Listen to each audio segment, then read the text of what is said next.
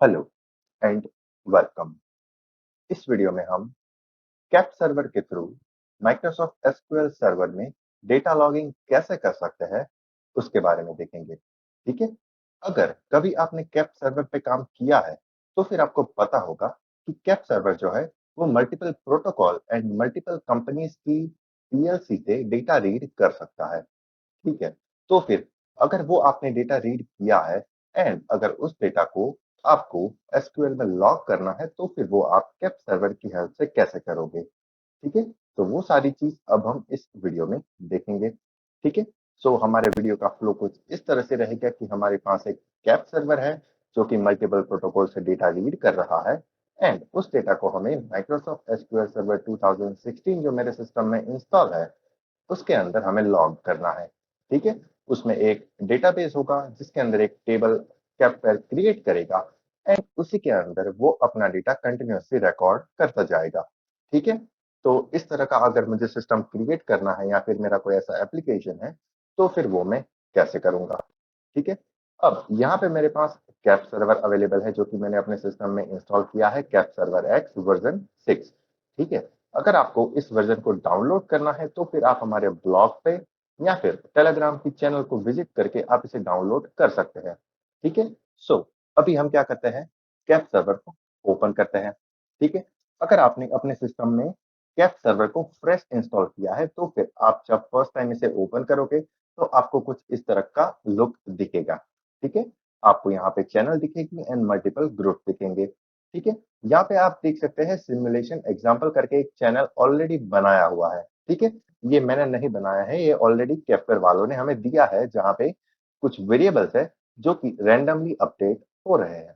ठीक है। अगर आपको इस रैंडम वेरिएबल्स की वैल्यूज को चेक करना है कि वो वैल्यू क्या है तो फिर आप यहाँ पे क्विक क्लाइंट ओपन करके इन सभी की वैल्यूज को चेक कर सकते हैं।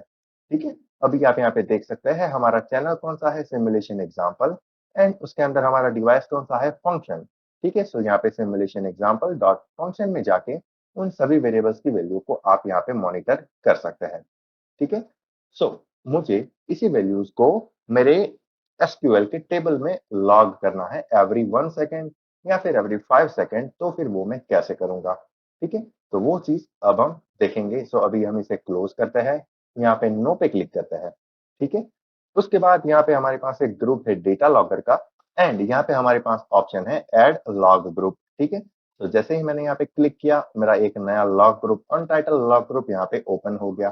ठीक है। अभी मैं इसका नेम चेंज कर देता हूँ, यहाँ पे टेस्ट एंड लॉग। ठीक है। ये मेरा टेस्ट लॉगिंग ग्रुप है, सो दैट्स व्हाई मैंने इसे नेम दे दिया टेस्ट अंडरस्कोर लॉग। ठीक है। उसके बाद आपको यहाँ पे स्टोर एंड फॉरवर्ड वाला जो सेक्शन है उसमें कोई चेंज नहीं करना है। मेमोरी प्रॉपर्टीज में भी आपको कोई चेंज नहीं करना है। Time stamp properties as it is रखनी है and also batch identifier properties भी आपको एज इट इज रखनी है। ठीक है। आपको जो भी चेंज करना है वो यहाँ पे नेम पे करना है and then data source properties में। ठीक है। अब अभी आप यहाँ पे ड्रॉप डाउन एरो पे क्लिक करोगे तो यहाँ पे आपके पास कोई भी डेटा सोर्स अवेलेबल नहीं है। ठीक है। यहाँ पे आपके पास कोई भी डीएसएन अवेलेबल नहीं है। ठीक है। तो सबसे पहले हमें यहाँ पे सिस्टम डीएसएन बनाना होगा। ठीक है। सिस्टम डीएसएन आप यहाँ पे कॉन्फ़िगर डीएसएन पे क्लिक करके भी बना सकते हैं एज वेल एज यहाँ पे आप ओडीबीसी सर्च करके भी बना सकते हैं। ठीक है। लेकिन बेटर ऑप्शन ये है कि आप यहाँ पे ओडीबीसी सर्च करके आप अपना डीएसएन क्रिएट करो। ठीक है। सो यहाँ पे आपको यूजर डीएसएन क्रिएट नहीं करना है, यहाँ पे आपको सिस्टम डीएसएन में जाना है एंड यहाँ पे आपको सिस्टम डीएसएन क्रिएट करना है। तो यहाँ पे आपको ऐड पे क्लिक करना है। ठीक है। अब जैसा कि मैंने वीडियो के स्टार्टिंग में बताया था कि हमें डेटा एसक्यूएल में लॉग करना है। ठीक है। माइक्रोसॉफ्ट एसक्यूएल सर्वर में। सो दैट्स व्हाई हमें यहाँ पे एसक्यूएल सर्वर चूज करना होगा एंड देन फिनिश। ठीक है। उसके बाद यहाँ पे आपको तीन चीजें पूछेगा। आपको इस डीएसएन का नेम क्या देना है, डीएसएन का डिस्क्रिप्शन एंड आपको किस एसक्यूएल सर्वर के साथ इस डीएसएन का कनेक्शन क्रिएट करना है। ठीक है। सो यहाँ पे मैं इस डीएसएन का नेम देता हूँ कैप डीएसएन। ठीक है। कैप सर्वर के लिए ये डीएसएन बनाया हुआ है, so that's why cap DSN. Description में एम्प्टी रखता हूँ एंड यहाँ पे which SQL server do you want to connect to. ठीक है। आप इस डीएसएन का कनेक्शन किस एसक्यूएल सर्वर के साथ एस्टैब्लिश करना चाहते हैं उस सर्वर का नेम या फिर आईपी एड्रेस आपको यहाँ पे एंटर करना है। लेकिन अगर आपको पता नहीं है कि मेरे सर्वर का नेम क्या है, उसका आईपी एड्रेस क्या है, तो फिर आप यहाँ पे SQL server management studio open कर सकते हैं। ठीक है, एसक्यूएल सर्वर मैनेजमेंट स्टूडियो, ठीक है, आप इसे ओपन कीजिए।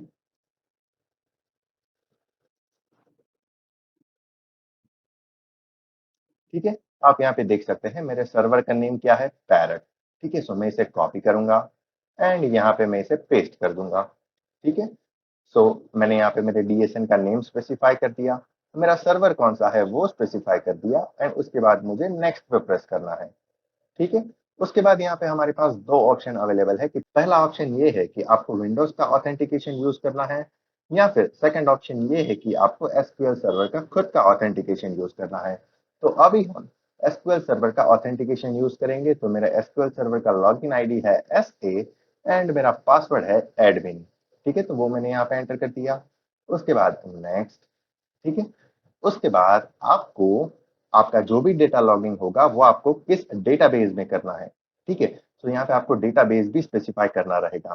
ठीक है, सो अगर मैं मेरे एसक्यूएल सर्वर के साथ कनेक्शन क्रिएट करता हूँ मेरे एसक्यूएल सर्वर मैनेजमेंट स्टूडियो से एंड यहाँ पे डेटाबेस को ब्राउज करता हूँ, तो आप यहाँ पे देख सकते हैं कैप सर्वर डेटाबेस करके मैंने एक ऑलरेडी डेटाबेस बनाया हुआ है। ठीक है, अगर आपको नया डेटाबेस क्रिएट करना है तो आप यहाँ पे राइट क्लिक करके न्यू डेटाबेस क्रिएट कर सकते हैं। ठीक है, यहाँ पे ऑलरेडी मैंने कैप सर्वर डीबी करके एक डेटाबेस बनाया हुआ है। ठीक है, सो मैं इस डीएसएन का कनेक्शन इसी डेटाबेस के साथ कर दूंगा। ठीक है, कैप सर्वर डीबी। ठीक है, उसके बाद नेक्स्ट। यहाँ पे आपको कोई चेंज नहीं करना है एंड देन यहाँ पे फिनिश। ठीक है, उसके बाद टेस्ट डेटा सोर्स पे आपको क्लिक करना है। आपको नेसेसरी ये मैसेज यहाँ पे पॉपअप होना चाहिए कि टेस्ट कंप्लीटेड सक्सेसफुली, यानी कि ये जो हमने डीएसएन क्रिएट किया है उसका कनेक्शन हमारे एसक्यूएल सर्वर के साथ सक्सेसफुली हो गया।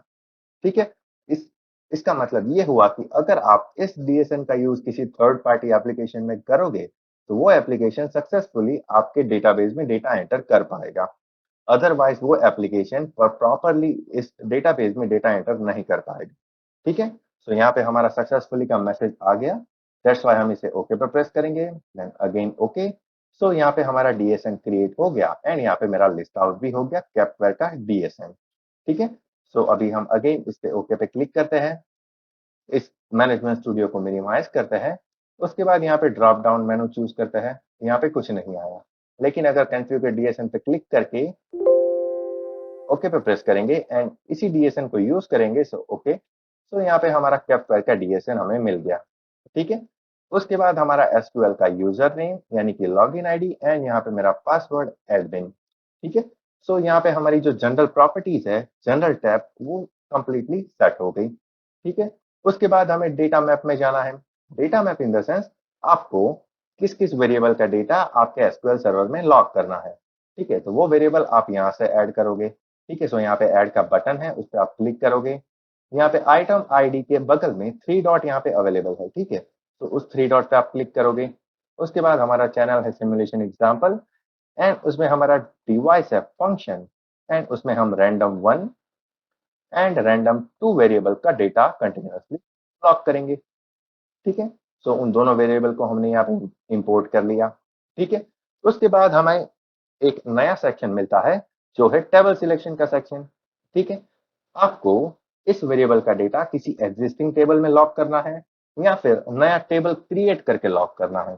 ठीक है, सो यहाँ पे फर्स्ट ऑप्शन है lock to an existing table. ठीक है, सेकंड ऑप्शन ये है create a new table every time the lock group is started and third ये है कि create a new table once and always attempt to append to this table.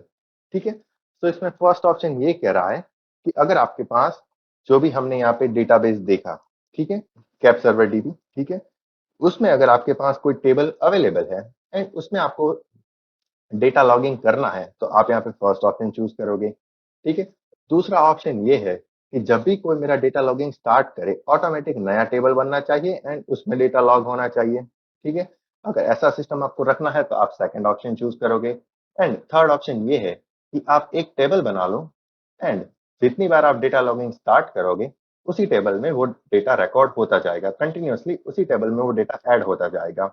ठीक है, सो हम यहाँ पे थर्ड वाला ऑप्शन चूज करेंगे। यहाँ पे कैप करके लॉग के लिए कैप लॉग करके एक टेबल क्रिएट करेंगे, ठीक है। एंड यहाँ पे जो table format as it is है उसे एज इट इज रहने देंगे, ठीक है।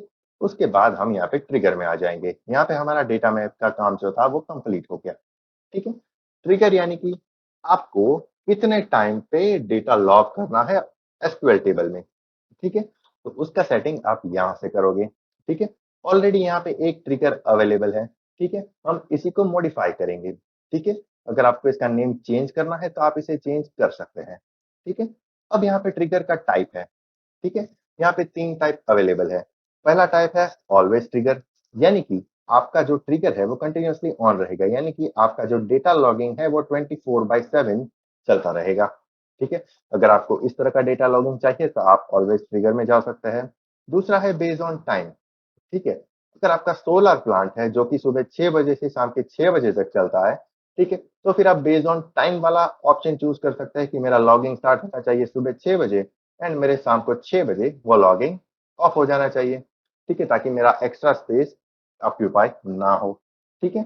एंड तीसरा है बेस्ड ऑन कंडीशन कि अगर मेरा ये वेरिएबल ऑन हो या फिर मेरा ये कंडीशन ट्रू हो तभी मेरा डेटा लॉगिंग स्टार्ट होना चाहिए, ठीक है। तो अगर आपको इस तरह का कोई कंडीशन पे डेटा लॉगिंग स्टार्ट करना है तो आप थर्ड वाला ऑप्शन चूज कर सकते हैं, ठीक है। लेकिन फॉर टेस्टिंग पर्पस अभी हम ऑलवेज ट्रिगर वाला ऑप्शन चूज करते हैं एंड देन नेक्स्ट प्रेस कर देते हैं, ठीक है।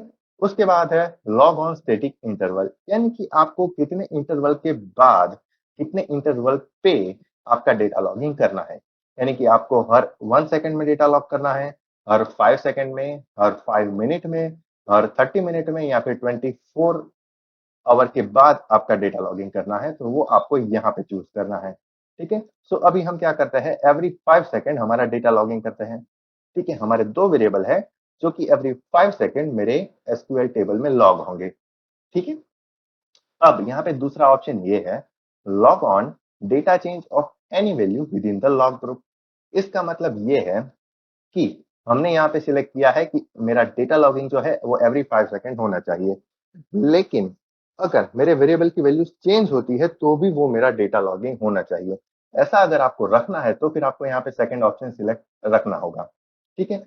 यानी कि आपका लॉगिंग जो है वो एवरी 5 सेकंड तो होगा ही होगा, लेकिन इन बिटवीन 5 सेकंड अगर आपके वेरिएबल की वैल्यूज चेंज हो गई तो भी उसका रिकॉर्ड एसक्यूएल के टेबल में पड़ेगा, ठीक है। यानी कि अगर आपका कोई सेट पॉइंट है वो आपने एक बार फिक्स कर दिया, ठीक है, उसके बाद जब भी वो सेट पॉइंट चेंज होता है उसका लॉगिंग आपको अपने टेबल में चाहिए, तो फिर आप यहाँ पे सेकंड ऑप्शन चूज कर सकते हैं, ठीक है। अदरवाइज आप यहाँ पे फर्स्ट वाला ऑप्शन ही रख सकते हैं लॉग ऑन स्टैटिक इंटरवल, ठीक है। एंड ये वाला जो ऑप्शन है उसे आप डीसिलेक्ट करके नेक्स्ट पे प्रेस कर सकते हैं एंड यहाँ पे फिनिश, ठीक है। सो अब हमारा ट्रिगर क्या करेगा, एवरी 5 सेकंड हमारे एसक्यूएल के टेबल में वो डेटा लॉग करेगा, ठीक है। एंड यहाँ पे हमने एसक्यूएल टेबल का नेम भी डिफाइन कर दिया है कैप लॉग, जो कि यहाँ पे ऑलरेडी अवेलेबल नहीं है, ठीक है। अगर आपने यहाँ पे रिफ्रेश किया तो मेरा ये टेबल अभी एग्जिस्ट नहीं कर रहा है, ठीक है। वो तभी एग्जिस्ट करेगा जब मैं कैपवेयर में डेटा लॉगिंग स्टार्ट करूंगा, ठीक है। अभी मेरा डेटा लॉगिंग ऑफ है क्योंकि मैंने इसे सेव नहीं किया है, ठीक है। जब आप इसे सेव करोगे तो इसका नेम भी चेंज हो जाएगा एंड डेटा लॉगिंग भी स्टार्ट हो जाएगा, ठीक है। सो यहाँ पे हमारा जनरल प्रॉपर्टीज में हमने नेम चेंज कर दिया, डीएसएन स्पेसिफाई कर दिया, हमारे एसक्यूएल का user name and password set कर दिया, ठीक है। उसके बाद हमें जितने भी वेरिएबल्स का डेटा लॉगिंग करना है उसे हमने यहाँ पे ऐड कर दिया।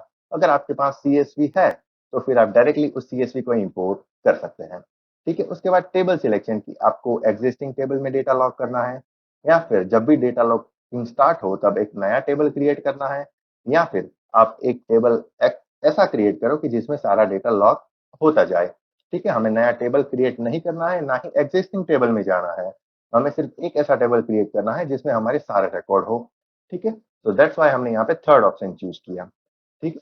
उसके बाद ट्रिगर, ट्रिगर यानी कि आपको कितने इंटरवल के बाद अपना डेटा लॉगिंग करना है, यानी कि मेरा पहला डेटा लॉग अगर रात के 12 बजे हुआ तो दूसरा डेटा लॉग मेरा 12 बज के 5 सेकंड पे होना चाहिए, ठीक है। थर्ड डेटा लॉग मेरा 12 बज के 10 सेकंड पे होगा, ठीक है। तो एवरी 5 सेकंड मेरे एसक्यूएल सर्वर में डेटा लॉग होगा, ठीक है। सो इसे सेव करने के लिए आपको करना कुछ नहीं है, सिर्फ डेटा लॉगर पे क्लिक कर देना है, ठीक है। तो यहाँ पे वो पूछेगा would you like to save changes to data logger project, so यहाँ पे हमने यस पे प्रेस किया, ठीक है। सो यहाँ पे हमारा डेटा लॉगिंग स्टार्ट हो गया, ठीक है।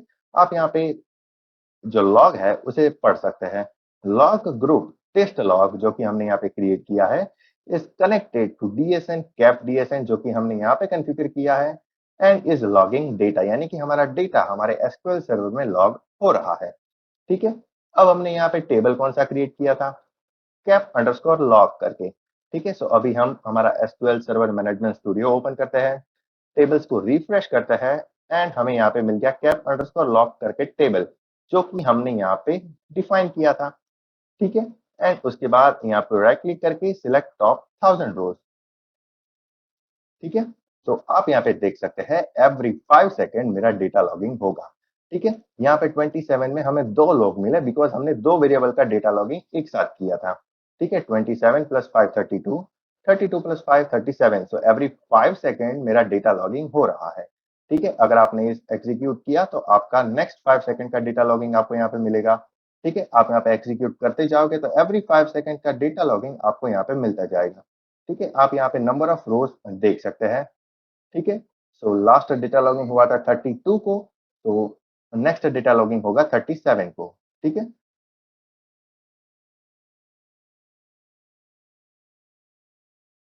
ठीक है, 32, 37, 42, 47, ठीक है। सो एवरी 5 सेकेंड यहाँ पे मेरा डेटा लॉगिंग स्टार्ट रहेगा, ठीक है। सो इस तरह से आप कैपवेयर के थ्रू अपने माइक्रोसॉफ्ट के एसक्यूएल सर्वर में कंटिन्यूअसली डेटा लॉगिंग कर सकते हैं, ठीक है।